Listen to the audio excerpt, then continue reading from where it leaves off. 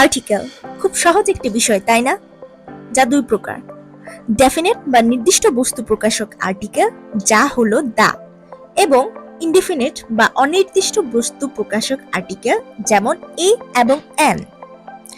দা এর ব্যবহার তো আমরা সবাই জানি, কিন্তু সমস্যাটি হয় এ এবং এন এর ব্যবহারের পার্থক্য বুঝতে। খুব ছোটবেলা থেকে আমাদের শেখানো হয় 5টি vowel letters A E I O U থাকলে তার পূর্বে এন হবে, কিন্তু এটি সম্পূর্ণ ভুল।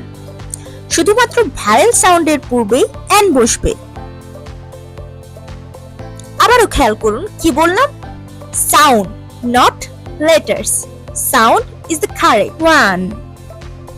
সাধারণত ইংরেজি ভাষার উচ্চারণ প্রণালী নির্ধারিত হয় মনোথং ও ডিপথং এর সাহায্যে, কিন্তু আমরা অতটাও জটিল কনসেপ্টে যাব না।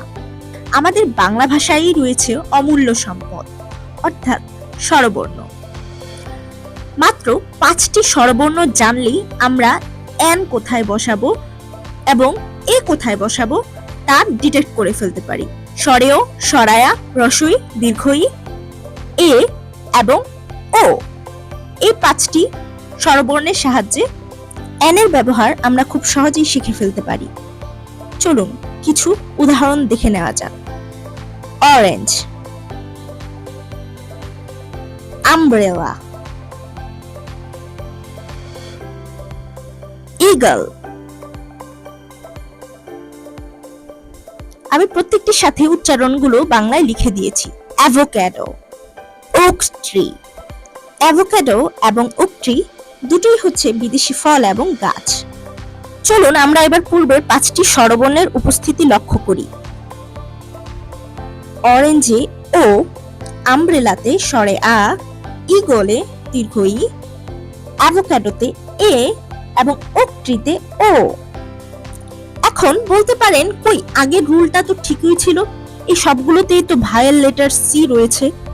কিন্তু না, এখনো কিছুটা পিকচার বাকি আছে। নেক্সট উদাহরণে বিষয়টি স্বীকৃতি দিতে আপনারা বাধ্য।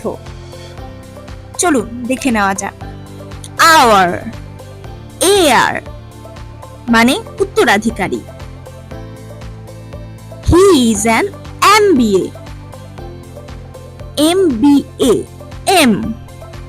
প্রত্যেকটি ওয়ার্ড কিন্তু এখন আর কোনো ভাওয়েল লেটার দিয়ে শুরু হয়নি।